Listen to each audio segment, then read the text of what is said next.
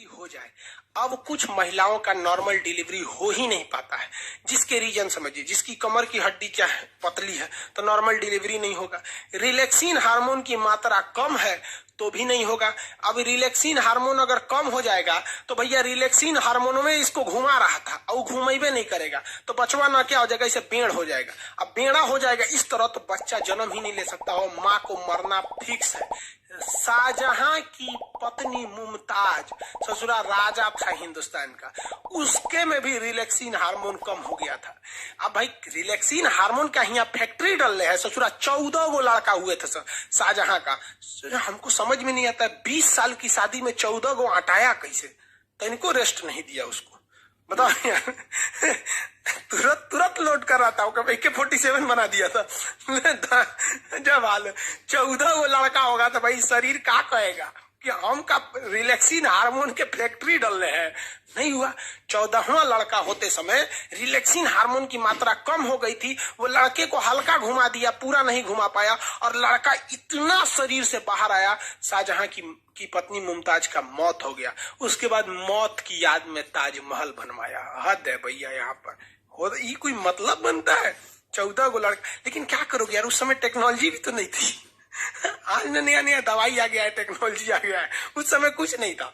ये रिलैक्सिन समझ में आ गया। आजकल के डॉक्टर क्या करते हैं सब कि महिला को ना रिलैक्सिन, साउंड नहीं आ रहा है क्या जी, बैटरी दीजिए तो। आजकल का डॉक्टर ना दवाई दे देता है सब महिला को और कहता है कि ये वाली दवा ना, ये गोल वाला टैबलेट जरूर खाना। अरे बकलोलिया, वो गोल का टैबलेट दे के तोरे शरीर से रिलैक्सिन को कम कर देता है। 9 महीने तक महिला जब प्रेग्नेंट रहती है ना तो उसको वो दवाइयां बड़ी चाव से खाती है, उसको पता नहीं कि रिलैक्सिन को खत्म कर रहा है। और रिलैक्सिन खत्म हो जाएगा, नॉर्मल डिलीवरी का सवाल पैदा नहीं होता है, क्योंकि नॉर्मल डिलीवरी होगा तो 5,000 रुपया में सब कुछ हो जाएगा, कोई दिक्कत नहीं, में मिठाई उठाई सब हो जाएगा। लेकिन अगर ऑपरेशन से होगा तो कम से कम 30,000 रुपया ऑपरेशन से होगा और 1 साल तक दौड़ते रहिए, डॉक्टर साहब टाका काटना है, डॉक्टर साहब उपट गया, कब वो दर्द हो रहा है, सीढ़ी मत चढ़ो, बाल्टी मत उठाओ, ये मत करो, वो मत करो, नौटंकी हो जाता है। और 99% ऐसी महिलाओं को ही ऑपरेशन से होता है जो महिला प्रेगनेंसी के बाद काम नहीं करती हैं। सब मतलब प्रेग्नेंट हो गई बड़ी काम ना करिए, अरे बात करता है सब यहाँ पर। आप लोग का भी शादी ब्याह होगा ना तो जब प्रेग्नेंट रहेगी तो ज्यादा काम कराइएगा। हाँ, ये कहिए कि भारी वगैरह काम नहीं करिए, कोई ना कि बोझा ढोने के लिए देते हैं, ये नहीं काम, लेकिन काम जरूर करते रहिएगा।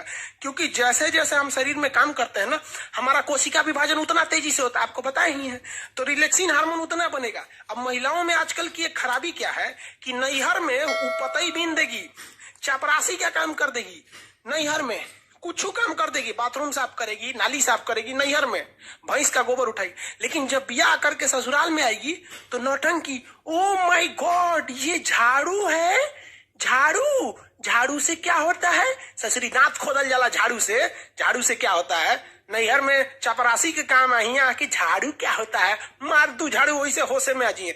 काम मतलब काम होता है आपका।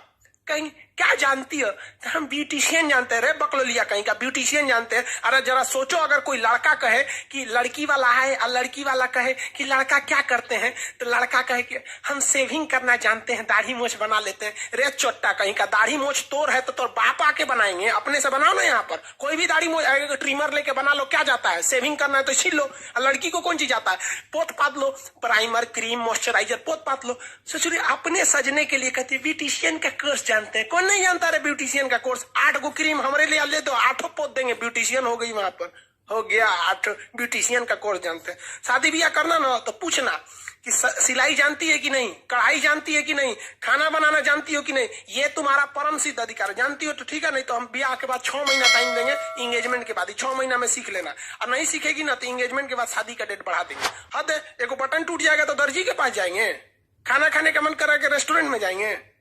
हद है भैया यहाँ पर, समझ में आ रहा है कि नहीं। और थोड़ा भी लड़कियों को भी कहते हैं नाने नौटंकी नहीं, क्योंकि जो बच्चा ऑपरेशन से होता है ना, नेचुरल होता है, फिर वही लड़कवा आगे जाके भोदा होगा, लोल हो जाएगा, कहेंगे तो कहेंगे से कि हमारा लड़कवा ना, पिछला लड़कवा भोदा है, अरे बाप पे पड़ गया, रोज ससुरी कहेंगे बाप पे पड़ गया। महिलाओं को तो एगो फायदा होता है, महिला का पति डॉक्टर है तो डॉक्टराइन, मास्टर है तो मास्टराइन, अब पति चोर निकल गया तो चोट्टी नहीं, तो पति खराब है साले का।